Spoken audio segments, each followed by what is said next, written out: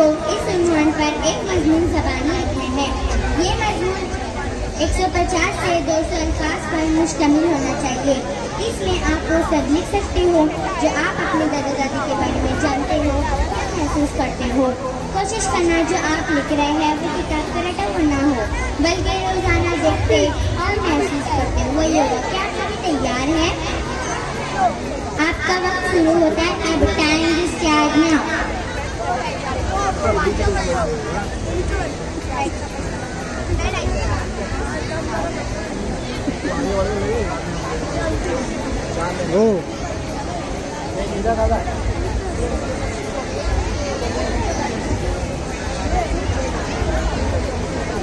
Stop heading.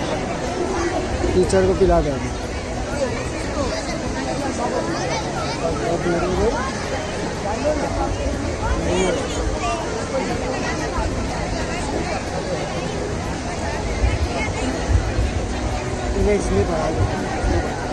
अच्छा बच्चों, मैं उम्मीद करती हूँ कि आप सभी ने अच्छा टेस्ट दिया होगा।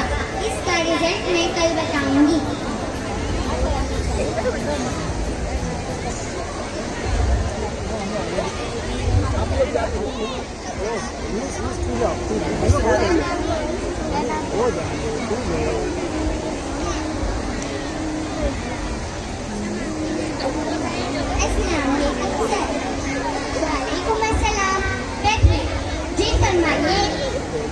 सर, मुझे आपसे जरूरी बात करनी है।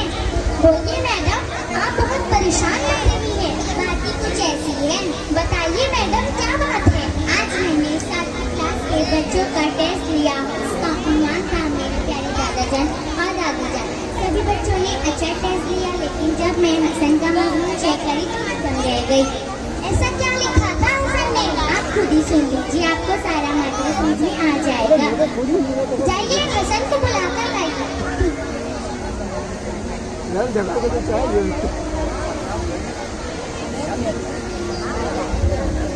हसन बेटा, आपको हेडमास्टर साहब बुला रहे।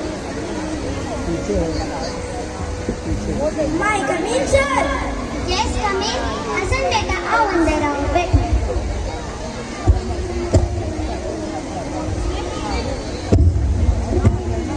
हसन बेटा, आपने जो कुछ इस मजमून में लिखा है वो हेडमास्टर को सुना दीजिए। मेरे प्यारे दादा दादी जान, मेरा नाम मेरी हसन है।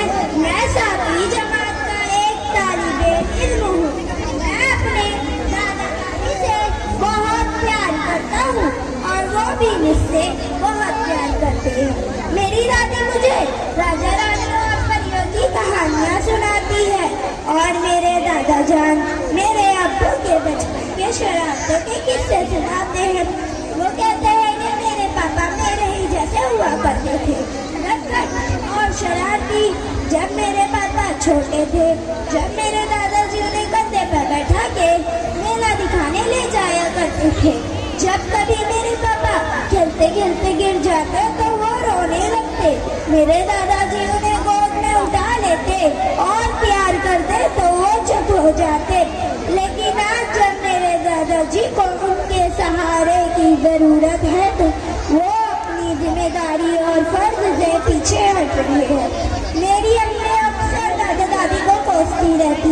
वो कहती है कि ये बूढ़ा बूढ़ी जब मर जाएंगे तभी मुझे चैन मिलेगा। मेरी अम्मी मेरे दादा दादी को ना ही वक्त पर दवा देती, ना ही उनका ख्याल रखती और ना ही उनको खाना देती। मैं पिछले 1 साल से दादा दादी के कमरे में नहीं गया क्योंकि मेरा उनके पास जाना या उनसे बातें करना मेरी मम्मी पापा को पसंद नहीं।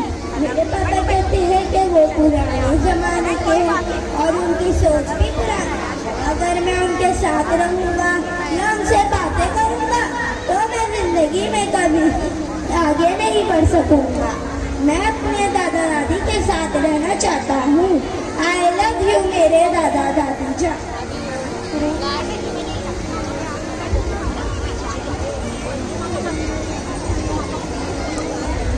चुप हो जाओ बेटा, मैं तुम्हारी परेशानी को समझ सकता हूँ।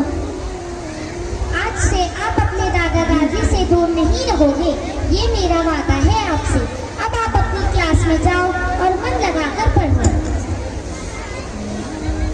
मैडम, आप अभी हसन के वालिद को फोन करिए और उनसे कहिए कि हेडमास्टर साहब आपसे मिलना चाहते हैं। हेलो, अस्सलाम वालेकुम।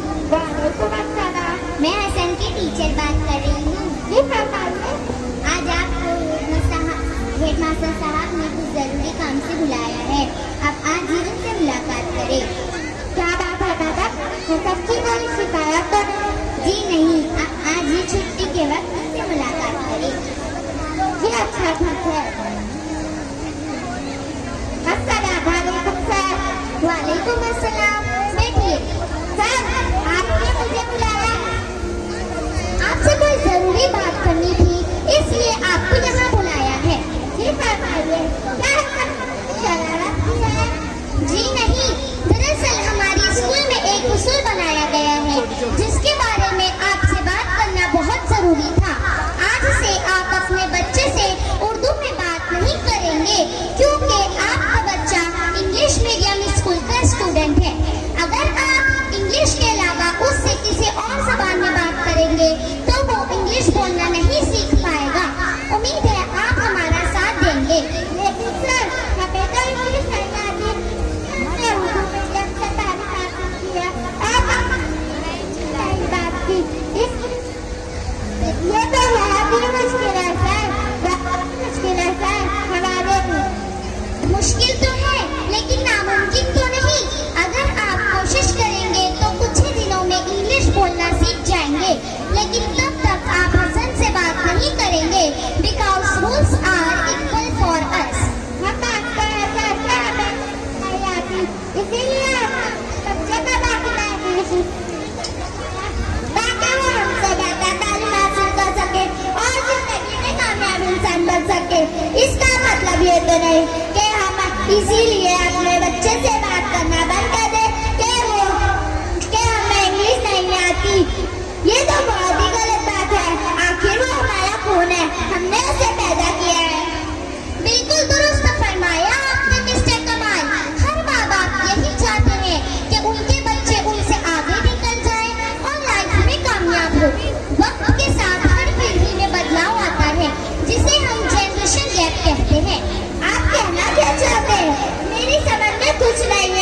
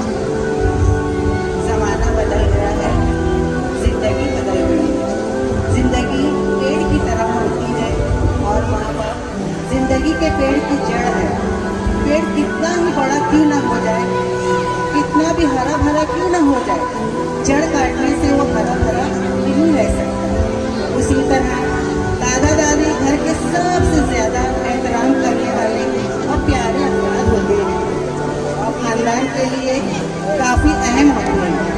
घर के सारे लोगों का प्यार एक तरफ और दादा दादी का प्यार एक तरफ होता है। जिस तरह माँ बाप का बच्चों के सर पर हाथ होना बहुत जरूरी है, उसी तरह दादा दादी की दुआएं भी बहुत जरूरी होती है, जिससे होम को हम स्वीट होम बना सकते हैं। अल्लाह हाफ़िज़।